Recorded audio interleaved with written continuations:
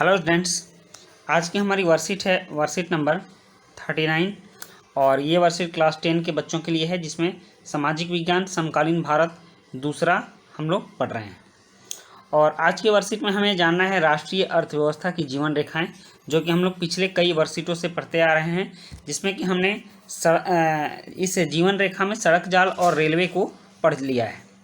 आज हमें पढ़ना है भारत के परिवहन मानचित्र पर पाइपलाइन एक नया परिवहन का साधन है। पाइपलाइन का मतलब ये हुआ कि अगर कोई तरल पदार्थ या किसी भी तरह के वैसे पदार्थ को परिवहन करना है जिसको कि किसी पाइप के सहारे गुजारा जा सकता है, तो वैसे पदार्थों को पाइपलाइन बना करके एक शहर से दूसरे शहर में भेजा जाता है। तो पहले पाइपलाइन का उपयोग शहरों और उद्योगों में पानी पहुंचाने हेतु होता था। आप आज भी देखते होंगे शहरों में बहुत जगह पाइप से एक घर से दूसरे घर पानी पहुंचाया जाता है या बड़ी बड़ी टंकी लगा दी जाती है और उन टंकियों से घरों घरों तक सारे घर तक पानी पहुंचाया जाता है। आज उसका प्रयोग कच्चा तेल, पेट्रोलियम उत्पाद और तेल से प्राप्त प्राकृतिक उत्पाद जैसे गैस क्षेत्र से उपलब्ध गैस शोधनशालाओं, जहां गैस का शोधन होता है, उर्वरक कारखानों और बड़े ताप विद्युत गृहों तक पहुंचाने में किया जाता है। ताप विद्युत गृह का मतलब होता है जहां ताप से बिजली बनती है वहां तक। होता क्या है कि एक बार मान लीजिए ये आपकी दिल्ली हो गई और इस साइड गुजरात हो गया। आपको गुजरात से कोई भी तरल चीज़ दिल्ली भेजना है तो एक बार बहुत ज़्यादा खर्च पड़ेगा, ज़मीन के नीचे आप पाइप बना देंगे और उसके बाद इस पाइप के सहारे हमेशा तरल पदार्थ का परिवहन होते रहता है। अब इसमें होता क्या है कि इस परिवहन के लिए दूसरे किसी वाहन की आवश्यकता नहीं पड़ती है और उन वाहन को चलाने के लिए ना तो ईंधन की आवश्यकता पड़ती है, ना ही उसको चलाने वाले आदमी की आवश्यकता पड़ती है, ना ही उसके लिए सड़क बनानी पड़ती है। तो इस तरह से ये काफ़ी सस्ता और सुगम परिवहन है किसी भी तरल पदार्थ को या गैसीय पदार्थ को एक जगह से दूसरे जगह भेजने के लिए। लेकिन इसमें तरल पदार्थ ही नहीं जाता है, इसमें कुछ ठोस पदार्थ भी जाते हैं और ठोस पदार्थों को तरल अवस्था में परिवर्तित कर पाइपलाइन द्वारा ले जाया जाता है। सुदूर आंतरिक भागों में, मतलब भारत के, मान लीजिए ये आपका भारत हो गया,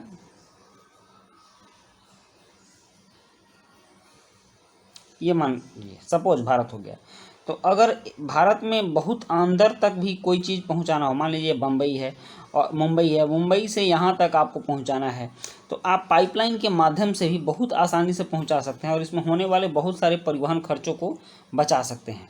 ठीक, तो वहीं कह रहा है सुदूर आंतरिक भागों में स्थित शोधनशालाएं, मतलब देश के बहुत अंदर जो शोधनशालाएं हैं, जैसे बरौनी बिहार में है, मथुरा उत्तर प्रदेश में है, पानीपत हरियाणा में है, तथा गैस पर आधारित उर्वरक कारखानों की स्थापना पाइपलाइनों के जाल के कारण ही हो पाई है। और इन सभी जगह पाइपलाइन के माध्यम से गैस और तेल को पहुंचाया जाता है।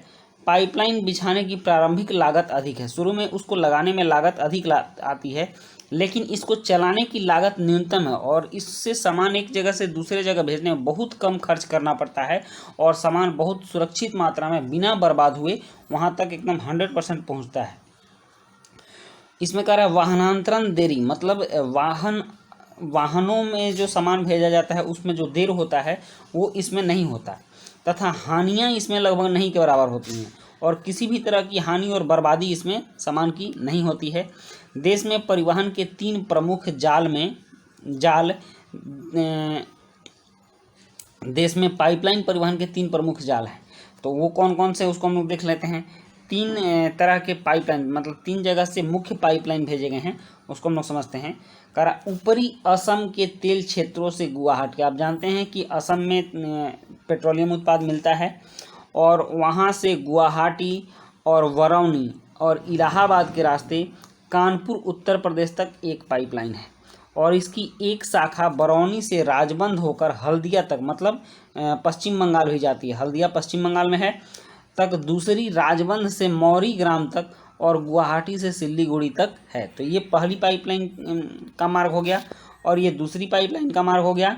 गुजरात में सलाया से बीरम गांव, मथुरा, दिल्ली और सोनीपत के रास्ते पंजाब के जालंधर तक ये दूसरी लाइन है और इसकी अन्य शाखा वडोदरा के निकट कोयली को चक्सू और अन्य स्थानों से जोड़ती है। तो ये दो पाइपलाइन हो गया और तीसरी पाइपलाइन है गैस पाइपलाइन गुजरात में हजीरा को उत्तर प्रदेश में जगदीशपुर से मिलाती है। जगदीशपुर में तेल शोधक कारखाना है और यह मध्य प्रदेश के विजयपुर के रास्ते होकर जाती है। इसकी शाखाएं राजस्थान में कोटा, उत्तर प्रदेश के शाहजहांपुर, बाबराला और अन्य स्थानों पर है। जैसे कि इनमें जो तेल या गैसें जो जाती हैं तो इनको प्रमुख स्टेशनों पर, जैसे मान लीजिए बरौनी हो गया, जगदीशपुर हो गया, कानपुर हो गया, इन सभी जगहों पर भेजा जाता है और यहाँ से फिर इनको वितरित किया जाता है, ठीक ना। तो इस तरह से इनको भेजने का लागत खर्च, इनमें होने वाली बर्बादी, ये सब न्यूनतम हो जाती है और ये काफ़ी सस्ता परिवहन मार्ग होता है। तो बच्चों आइए इससे संबंधित कुछ आसान प्रश्न हैं और इन प्रश्नों के जवाब भी हम देख लेते हैं। इसमें पहला प्रश्न है, ठोस पदार्थों को पाइपलाइन परिवहन के माध्यम से किस प्रकार एक जगह से दूसरी जगह भेजा जाता है। तो इसका उत्तर है, ठोस पदार्थों को तरल अवस्था में परिवर्तित कर पाइपलाइन द्वारा एक जगह से दूसरी जगह भेजा जाता है। दूसरा है, आपको ऐसा क्यों लगता है कि पाइपलाइन परिवहन को चलाने की लागत कम आती है। इसका उत्तर है, पाइपलाइन परिवहन के लिए किसी अन्य वाहन का प्रयोग नहीं करना पड़ता है, इसलिए पाइपलाइन परिवहन को चलाने की लागत कम आती है।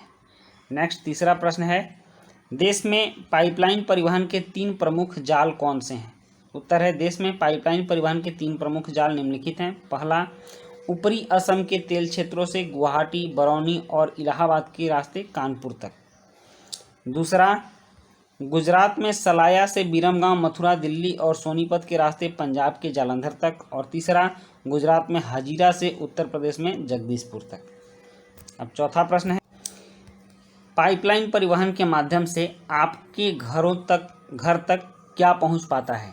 इस माध्यम से परिवहन कैसे आसान और सस्ता हो जाता है। इसका उत्तर है, पाइपलाइन परिवहन के माध्यम से हमारे घरों तक एलपीजी गैस और पानी पहुंचता है।